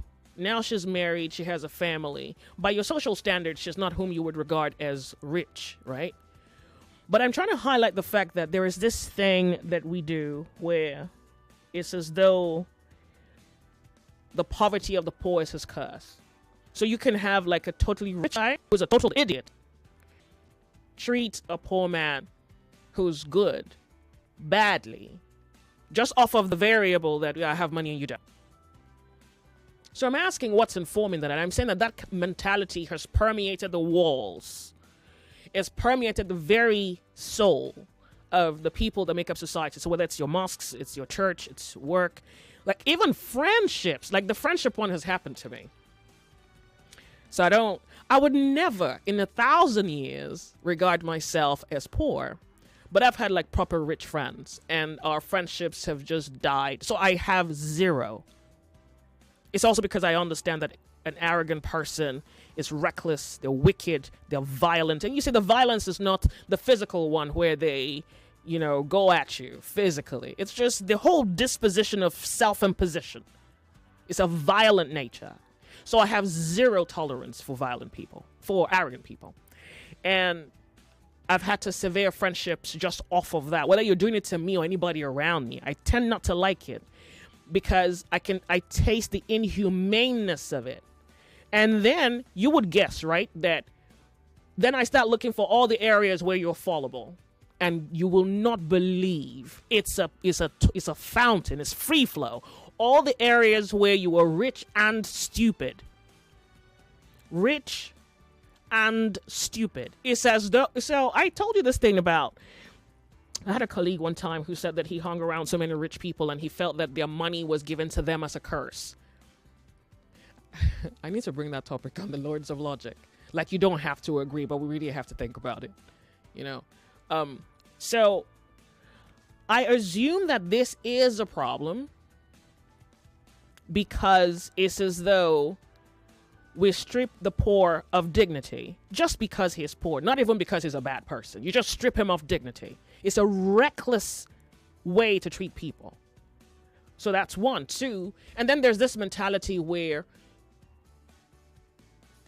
you're assumed to be of no worth because you're poor.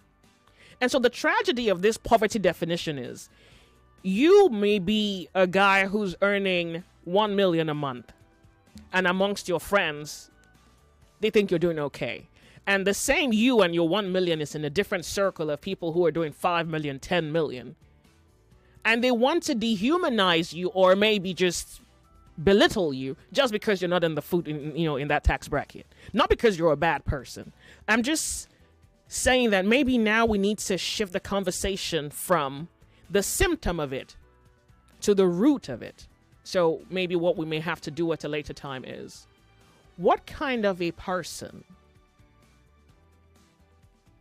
You kind of get the picture. Should I say it or you already get it? What can I be if the value I place on you is for the financial worth that you are? What kind of person can I be? And this is I as Joyce. Because the whole conversation on social media these days, for example, you see an aspect of that conversation where men are practically crying. The ones who don't want to marry are afraid to be married. The ones who have sworn that they would have money and not give even the birds of the air. The ones who feel that they have to be oppressive because it's a means of self-defense against women who wants their money. And those who can't help themselves, they want sex. They are givers by nature, and as long as God will be merciful to them, they will give to as many women as they can afford. But the whole narrative is that, oh, she doesn't like me. Somebody has told me that I need to Nigeria info the fact that women only want men for money. And so it's like, wait, what is the root of a mentality is that? Okay, so we have our work cut out. We have to define poverty, and I really appreciate your definition of poverty. Let me try this one here. This is Amy from Ikorodu. He says, I think I'll just put my idea of poverty out here. The word poverty means inability to fend for oneself, the inability to provide his or her basic human needs. So if a person's basic needs cannot be met, then he is not poor. The word poverty can be attributed to the word lack. So the problem arises when society often views poor as the direct opposite of rich, which means having an abundance of something valuable like silver or gold, or desirable, forgetting that there is a bridge between them, which is moderation and sufficiency. Hence, if you don't have it in abundance, you're poor, and the mindset is wrong. Do you know, I just remembered that January 1st this year, somebody was telling me about how bosses treat staff badly, and he was referring to this whole concept of having money, not having money. And I remember first day of the year, he was telling me how, like some of these bosses are so terrible, the way they treat people whom they think are beneath them. Yeah, I should have even invited him so that he can give us what his experience has been. And this is not a poor guy complaining, by the way. Nigeria info. WhatsApp, hold on a second. True riches starts from within. Same goes with wretchedness. People should be respected based off of value, not on money. But sadly, that's not the reality. So we're trying to comprehend the reason for the reality. Hello, Nigeria info. How are you? How are you? You're on the sunny side. My name is Joyce. Make it back. Hello, good afternoon to you. How are you? I can't hear you. What's your name? My name is Isaac. Welcome, Isaac. Good afternoon to you. Go ahead. Thank you. My own contribution, I don't think there is nothing wrong with for one to be poor. For me, there's nothing wrong for one to be poor, but it depends on how you tackle yourself. Depends on how you control yourself anywhere you are. Okay. So people, because of that fear, because of the fear of what will happen if I don't have food to eat, because of the fear of what will happen maybe if I'm kind of sick now, because of the fear of so many things that is surround you. That is why we are trying to do anything to like escape yourself from being poor. So that fear makes a lot of people today struggle by all means to take themselves away from that poor. So just that word fear. So I like give an example. All the prophets that from the both side of religion, all the prophets that have come to preach the gospel. I don't think that there are some prophets that they come like as rich people, and I don't think most of them preach like Christ now. For example, he not preach rich. or wealth? I mean, he made references to it. He spoke of it. But I think he spoke. No, Christ did. He spoke about wealth. He said, if your wealth increases, then I'll set your hearts to it. He spoke about it. He didn't say be poor. He didn't advise you to go and impoverish your soul or your mind or your pockets. He did speak about prosperity. Yeah, sure. He didn't do that, but the way the situation is now, like the way the religion is taking it, as if you didn't worship God, or if you didn't pay your tithe, or if you didn't do that, you are going to remain poor. Yeah, but have you not heard anything I said? It's not just religion. It's your society. It's the society. It's not just religion. Society. Yeah. Your atheist friends do it. We are the society. That's why I'm saying it's not just the church. It's not just the church. That's my point. Okay, fine. I get that. But who are the society? Are we not the society? Is the religion not part of the society? Yeah, but you cannot narrow it down. That's what I'm asking you to avoid, to not narrow down your argument. Because it's not like you escape religion and you go into heaven. No, you go into the world where those type of things happen to you. Where you have a generator called I better pass my neighbor. And maybe the whole sense to that is I have it and my neighbor doesn't. It's like we've all gone mad. Okay, I just conclude by that I there's nothing wrong being poor, but just it depends on how you manage yourself, the situation that come around you, how you manage it. It depends on your mentality, the way you calculate and do things. Okay, I think that will give you now answer of how you operate your life. Okay, I can take that from you. Thank you so much. So thank you very much. Okay, I appreciate it. You remember one time someone called the show and said that poor people were wicked? Yeah. Poor people have been said to be wicked. And I just remembered it now, and I'm not even sure why, but let's go to telephone lines. Nigeria Info, how are you? If you can hear me. Thing wrong.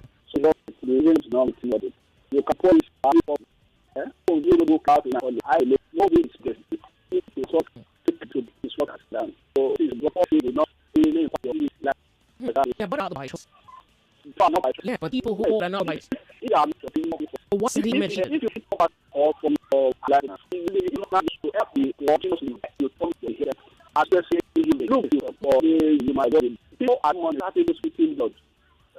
Some people are doing 419 Yahoo. They make money. They are not killing anybody. It's not good anyway. I believe in hard work. You work hard. You may work smart rather than work hard. Mm-hmm. It's not how much you earn that transform you to be a wealthy person. Your ability to manage what you have, to transform yourself. I mean, the resources you have to maximize it. You may earn 10 million and you see the main report. I mean, you don't grow. Okay. You can lavish that money. You brought something here yesterday that somebody played gamble with that much. Well, yeah, but so for example, in December, I had a lot of people who called me and they were speaking about lack. Are you blaming them for their lack? Because I'm lost here. The people who called during December on Nigeria Info, is their poverty their fault? Are they lazy, ungrateful? No, your line is fading. No, I can't hear you. All right, Graham, I'm going to say thank you so much for calling then. Okay. All right. So I'm going to read this because I want him to respond to it so I can really just face this head on. I think you should really learn to respect people's opinions. Most times you come across like you know everything and you're always right until you really know the truth. A lie seems to be true. I'm sure you know deception is the major game played in the world. Not all the things you hear in the news is truth as it is declared. So that's your message. But you didn't tell me what I said. So now you owe me that. You have to tell me what it is you heard me say, because I want to be sure that I am not deceiving myself. And even worse, no, I'm not deceiving you, and then worse, deceiving myself. But you see this random things where you come up with your uneducated opinions, it's not even going to fly in it never has, but it's not going to fly again this year. So if there's something you say I said, which you think must be self-deception, you owe it to yourself to bring it forward. All right, how about that? Okay. How are you? Joyce. I do not. Hello. Can you hear me? Hello? Can you hear me? Hello? Good afternoon, Joyce. Afternoon, what's your name? Oh, yeah, you have Samuel on the line. Thank you. Yeah. You see, the topic or the discourse you brought to, I think is quite, number one, kind of ambiguous, and it can't just be overemphasized. Yes, and also I want people to know that there is difference between wealth and riches. That's one thing. And when we're talking about poor, the word poor that you're talking about, are we talking in terms of poverty? Because a lot of people can be poor in so many ways. We have when you say it's ambiguous, what do you mean? Like you don't understand the aspect of poverty, what right? I mean can be ambiguous is that people can relate it into so many ways. We're talking about in what ways can you relate it? It doesn't have to be ABC. Okay, fine. It's poverty. Fine. Let me relate it. Yes, Joyce. Let me relate it to the one that is the most commonest now in terms of financial what's it called? Poverty. Okay. So you see, you kind of even make a kind of maybe an advocate. I don't want to say advocate anyway. Maybe a case for people who have found themselves in this side of poverty line, so to say. Are you saying I'm advocating for the poor people? No, I'm not. No, that's how we withdraw that statement. That's not what it is. But you make a case like probably maybe what about people who are financially poor? That is it their fault or things? Life is about choice. And that's why I say it can't be overemphasized. A lot of people are where they are now. Truly, if you congregate this set of people on that line, they will tell you maybe perhaps this is what I ought not to have done that I've done. This is what I ought to have done that I failed to do. So that might have subjected a lot of people to that, right? But you see, when somebody is saying, poverty, it is something that anybody should pray. In fact, that I'm even poor now is the reason why I need to even pray that. And when I say pray, I'm not talking about praying. Hard, work hard. I need to work hard now that even my kids, generation on board, should be an enemy to poverty. Okay. I give you an instance. This morning I was going just all the way around the Alausa there. Do you see all this park line that they used to put on the road? A vehicle parked there cross-sectionally. And another vehicle, park that same way. Just I'm giving you a real life story that happened just about 5 or 6 hours ago. Right. He parked. Guess what? The one that came with, I don't know which year of that, maybe 2000 or 1999 kind of car like that. You see all these towing vehicle and all that. Rabu the guy. And at the same time, I was a witness to what I'm talking about Abiola Gardens and things like that. And at the same time, there came another, this Lexus 570 2022 model with Elox Escorts there. You understand? It's a personal. The two of them are private citizens. They are citizens, right? But I asked them. I have to stop. I challenged. I said, why are you harassing this man? What about the other man? They said no. We don't go to that man. I should mind my business. Do you understand? What is that one telling us? Okay. Even the Bible said that the brethren, the family of the hated him. Okay. So poverty is something we need to. You see, and you struggle your way down there. Hold on a second. Can I ask a question? Yes. Is it possible that there are people who have worked hard, sweat, blood, and tears, who are still not rich, who are still poor? Yes. Okay. Yes, it is. So okay. Should we shame? Because you think I'm advocating for poverty. That's what you're saying. But I'm saying. Do you think I'm saying go and love your poverty? You think that's what I'm saying? No. That's how we've done that statement. I can't believe that crossed your mind, to be honest with you. But, no. But the man who has tried, who works hard, who has done everything, and still doesn't have money, what do we do with a man like that? Yeah, avoid him, hate him. No. That's what I'm saying. Of course, they need encouragement. They need us. We need to know. They need as you. A Bible student. Are you counting yourself as a rich person? So what? Are you counting yourself as a rich person? Yeah, of course. In my own level, the way I am, I know. You see, how do you measure your riches? Oh, good, because we needed to define poverty. You understand? Yes, I am poverty. Okay, number one. In Nigeria today now, they say some people are in poverty line. Some people are below poverty line. What does that mean? The poorest of the poor. Okay, people cannot afford 3 square meals. Even just 1 square meal, they are poorest of the poor. People who cannot afford, does not even access to basic things of life, as far as Nigerian state is concerned.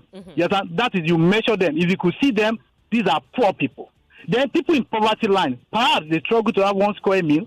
maybe 2, and certain primordial things they need to do. You can imagine by this time around, at this age, people are still using all these box TV and things like that. I'm sorry to say that, but I'm just giving an analysis. These are indices. World have gone beyond that. Lives has gone beyond that. So anybody falls in that, I need to tell you, if they are listening as well, they know that they are not comfortable with their life.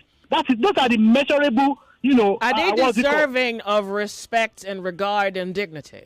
Yes, that that is even more. They now need our encouragement. They need this kind of platform you are bringing now to sensitize.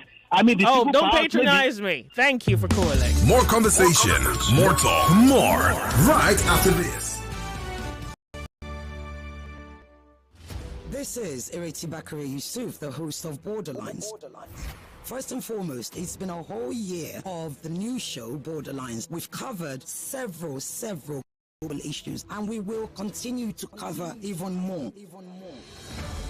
Now, if you have any suggestions regarding Borderlines, whether it's how you want us to be better, what you want us to change, it'll be an interesting thing to learn from you. We will be most appreciative if you could share it with us. You will have to go to any of the Borderlines posts. Borderlines on YouTube at Nigeria Info 99.3, on Instagram at Nigeria Info FM Lagos, on Facebook, we post all the Borderline posts there, and also on Twitter, which is now called X. Just go there in the comment section, put your suggestions, and honestly, we're going to review as many of them as possible. If you like, you can hashtag Borderlines, all right? And if there's a story that you had been wanting us to cover, global events, global news, that's what we talk about. Until then, have a fabulous new year. Bye-bye, all the best.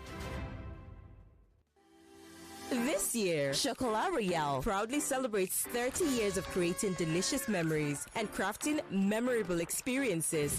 We are proud to be serving exceptional gourmet foods alongside your favorite desserts. From intimate gatherings to grand celebrations, it has been our honor to bring people together with flavors and moments that last a lifetime. To our cherished clients, partners, and team members, thank you for being part of our journey. Your trust, loyalty, and support have allowed us to grow, innovate, and continue doing what we love. Here's to 3 decades of creating delicious memories and many more to come. Thank you for making it all possible. We're back. We're back. We're back. We're back. We are back. We're back on 99.3 Nigeria Info.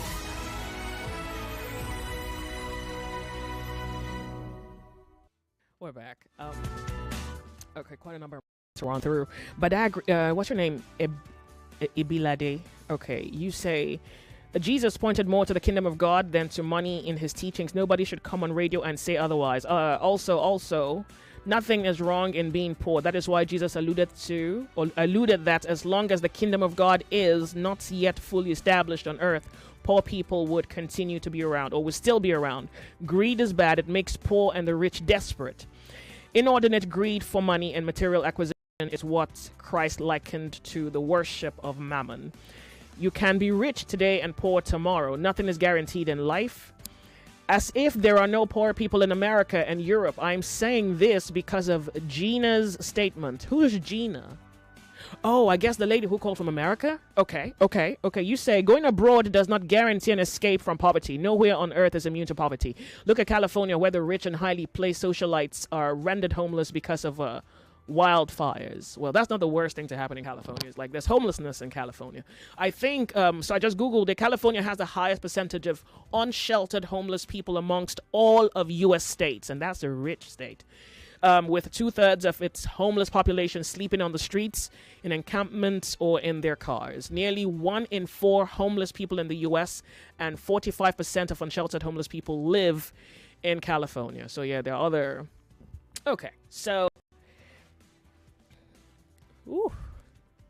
This conversation is so interesting. It has layers to the interest. I think one is even the persuasion of the humans that have called. And have you heard that thing where they say that the Nigerian is like, well, I don't know if this would be the correct paraphrasing, but that, you know, the reason Nigeria is the way that it is because is it the people who are waiting for their opportunity to express the corruption latent inside of them are all on the flanks. So it's like we have this thing inside of us that almost is the silent evil, and when we have an opportunity, it can just express itself. There's an aspect of that that I may have sensed again today. Not even a may. I think I've sensed today. But I think what this conversation affords us is to bring to light that which can ordinarily put us to shame. I'm going to quickly go to Skype. I want to thank my Skype callers for their patience, because the telephone lines and WhatsApp tend to occupy my attention. Hello, Skype caller. Thank you so much for your patience. If you'll turn up the volume of that thing, I'm not sure what it is, I'll appreciate that. All right. Can you hear me? Hi, Joyce. Good afternoon to you. Thank you so much for calling. All right. This is Shakespeare speaking all the way from Canada. Shakespeare. Good to have you, Shakespeare. All right. So yeah. Thanks for having me. All right. So I've heard all the conversation going on, but I think there is something fundamental that we need to understand here. It's not a crime to be poor. And like people have said, poverty can be defined in different dimensions. You know, poverty of the mind, having financial poverty, and all sorts. But what I think is, I feel everyone has a role to play here. Okay. Right from the foundation, which is the unit, which is the family. Mm-hmm. Right? We have a role to play. Building people to understand what true riches mean. Helping people is all about being rich, not about the money that you have in your bank account. Right? So it's more than just having money. You know, so that way we place humanity above the money that we have in our bank account. Money is just supposed to be a tool for us to help people to do things, and it shouldn't be the one driving us. You know, if you go spiritual, going to the Bible, everything has been explained in that regard. Mm-hmm. But one of the reasons I called is because of the lady that called from the US. See, like I said, everyone has a role to play. Individuals have a role to play. The church has its own role to play. Yeah. Even the government too has a role to play. In this part of the world, the government has tried to put like a balance in there so that the gap between the rich and the poor is very narrow. You see someone who works as an healthcare person earning quite little amount of money, but is able to live a comfortable life. You can walk into a bank and get financing for a car and ride a very good car, a 2024, 2025 kind of car. So what they promote there is the fact that in as much as you are hardworking and you have your head straight, you can live the kind of life you want to live. Mm. So, but on the other side, in Nigeria, the gap is so wide, whereby it's difficult. It's not even difficult. It's very easy to separate the rich and the poor, because the things that the rich people have access to, the poor do not have access to it. So if there can be a level playing ground for everyone to have the basic necessity of life, then there wouldn't be any reason for you to look at the rich on one side of the bar and then the poor on the other side. So here you would see a poor person driving a very comfortable car, and the rich, you cannot even tell the difference. You walk into a public center, you see a seat provided for the old people to give respect to them, to give room for them. So there is no way you can have a sort of differentiation between the rich and the poor. You hardly know. You see someone living in a very big, 3-bedroom flat, and is just earning little and is able to sustain that life because there is balance. Even in the tax system, they collect a lot of money from the rich people and spread it out to the poor. So just so that you have a balance. That way, the poor is not looking at the rich and saying, I want to steal from you, or I want to kill you because I want to get to that level. No, because I have the basic need of life. So my point here is everyone has a role to play. The rich shouldn't just be flaunting their wealth on social media. Governments should play their own part to make sure that there's level playing field for everyone. Everyone, if you are comfortable, I don't see a reason why people want to go into rituals to make money, all because they want to meet up. All right. Thank you. So that's my 2 cents, right? So yeah. What state are you calling from? I'm calling all the way from Ontario, Canada. Oh, you're in Canada. Okay, thank you. Because my next message is from Texas. Thank you so much for calling. I really do appreciate. Thank you. So I have a message from Texas here, and it reads, Joyce, California is not one of the richest states, but the richest state. I thought it was one of the richest. All right, great. So he says it's the richest state with the worst housing plan. That's incredible. Okay. Where are we? I've heard people say, oh, the Nigerians are oppressors and waiting. I'm hoping that there's a falsehood to that. I'm hoping that that's inaccurate, basically. Because maybe on the Lords of Logic, we are going to have to look at the reverse. Because I think today we're looking from the prism of a poor outlook. We're looking at the poor man's perspective, or we're looking at the poor man and then speaking for him. So I guess I'm going to have to fashion a conversation where, and maybe if you can, before we have the opportunity to do it, I would love for you to please read the book Might is Right. Okay, let me quickly get his name. I've told you about this book before. Might is Right. Yes, Ragnar Redbeard. So please read the book Might is Right, particularly people who make a almost middle ground defense for the poor, or even blame the poor for their poverty. I would like for you to please read the book by Ragnar Redbeard, Might is Right, and then we'll bring the conversation to the Lords of Logic. It practically says that the one with power and any form of power, I guess, is the one who's right. We need to debate it because it gives us the advantage of the arrogant. It gives us the perspective of one with a vantage point, and then let's see what we can make of our realities when we debate the possibility of being right because one is strong. Because maybe the poor is actually wrong because they don't have. And if that's... Oh, yeah, by the way, I also must mention, I left it to you to determine the facets of poverty which you thought was a better entry into the conversation. So whether you think... And you see, before a person can physically say, abuse or degrade or demean someone, that's a symptom of something. And I thought you would know that. It's a symptom of something. It is something that is expressing itself. So I leave that to you to determine what it can be. And I'm still not going to tell you because I'm hoping that if you read the book Might is Right, you may come into some understanding of what it is. I mean, I think 48 Laws of Power gives you a rough perception of social attitude, but maybe we need to go into the psychology of social attitude by looking at the force behind human action, and maybe the book does a very good job of bringing that in color. Might is Right, Ragnar Redbeard, and we'll bring the conversation in another, in another way to the Lords of Logic. Look at the strength of correctness. All right, 99.3 Nigeria Info. There is a pre-recorded program in about, 6 minutes or 7? Okay, so I can give that to both messages and calls. The phone lines haven't stopped ringing. Nigeria Info, good afternoon to you. Hello, Joyce. This is Kenny. How are you? I'm good. Good afternoon to you. Welcome. All righty. Thank you, Kenny. Yeah, I just want to say this. I'm not going to repeat what some certain people have said because, they've made some certain points. But I want to say this.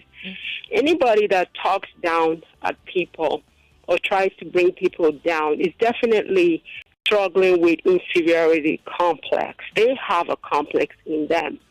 And then with reference to poverty, for me, poverty truly, okay, let me put it this way. Of course, everybody has defined poverty, and most of them are right. So now, piggyback off of the definitions of poverty, I would say that there are the way people behave may not always necessarily be because they're rich or they're poor. Truly speaking, I have encountered really wealthy people that are kind and generous and nice to their fellow human beings. And on the same token, on the flip side, I have seen poor, wretched people who are mean and wicked. So it's like, it's just who they are. Their personality is coming out, and they're using the wealth as a weapon. Another thing also I've noticed is that sometimes ill-gotten wealth makes people behave a certain way. If you see money that was grown over years, generationally grown, they tend to be more, more benevolent and kinder and amiable and less authoritarian. But when Nigerians, we call it money misroad, ill-gotten wealth, first generation, through some illicit business or, things that were wrong, through wrong channels, those are the ones that typically want to lord it over everyone, want to let everyone know how much money they have, not knowing that there's some people that are even so much more wealthier than them that are quiet, When I was growing up, just in conclusion, a very wealthy person that is unassuming, that is comfortable with their wealth, how would you know them? My mom used to say this. When they have to go for a very, very important event, she goes to the bottom of her box and gets maybe a lace that is like 30 years old. And that lace is premium as of that time. And when she wears it, she's making a statement. So everybody can be wearing the current reigning lace and everything. It's not that she doesn't have it. But sometimes, wealthy people prove a point that I've been there longer than you, especially if you're in a crowd, of people that, feel that they have arrived. That is the way really wealthy people quiet those people down. I hope I'm communicating. Absolutely, yeah. Absolutely. So that's what I would say. Thank you. Thank you very much. I really enjoyed the show. Thank you so much. Thanks for listening to Nigeria Info. This one goes, I'm glad you intend to probe deeper into this topic because poverty is not hitting the bull's eye at all as the root of this matter. Okay, you say our society is deeply materialistic. We worship tangible things. It's evident even in our cultures that also that's also why we are so quick to lynch robbers, but don't take things like rape seriously because nothing tangible was stolen. There's nothing wrong with being poor in a society built on equality and dignity of the human person, which Nigeria isn't built on. The mindset that poverty is a curse is feeding into our corrupt system. The mindset that poverty is a curse is feeding into why corruption seems so insurmountable. And virtually every section of our society reinforces this mindset, including religious institutions.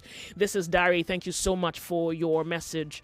I do appreciate your commentary. I'm going to have to run through a number of messages here. Oh, telephone lines? Okay, good. Hold on. Just here I am. Behold, I'm here. Nigeria Info, you're on the sunny side. My name is Joyce.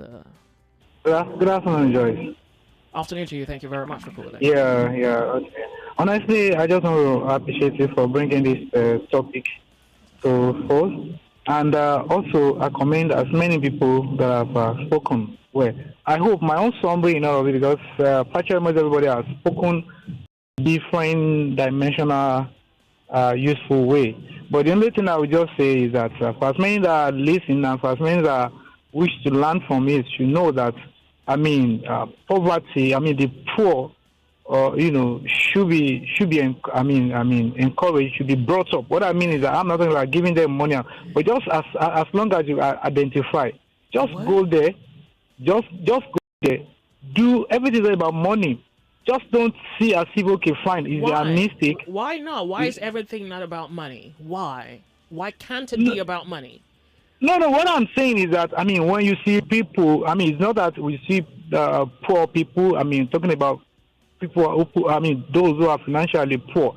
Everything is not really about money. Your word of encouragement, how you know to do same thing the same way, or how to do you same sound thing like you're way. pitying the poor guy. You sound like you're giving to the poor guy something he doesn't deserve, and so you sound like What I'm saying is that, you see what? You know why?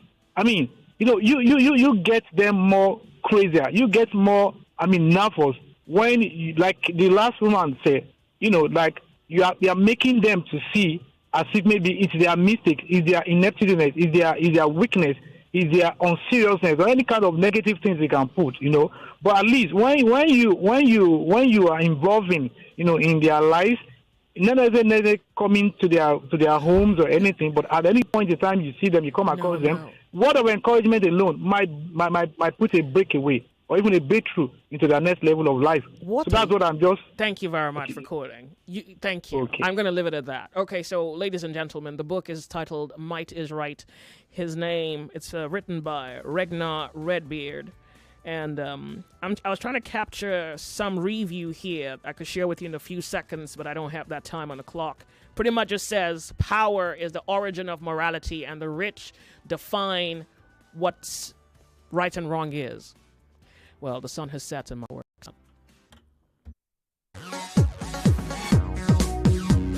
Hello. Welcome to this life-changing online business education program on radio. 99.3 Nigeria Info. We are more than just radio.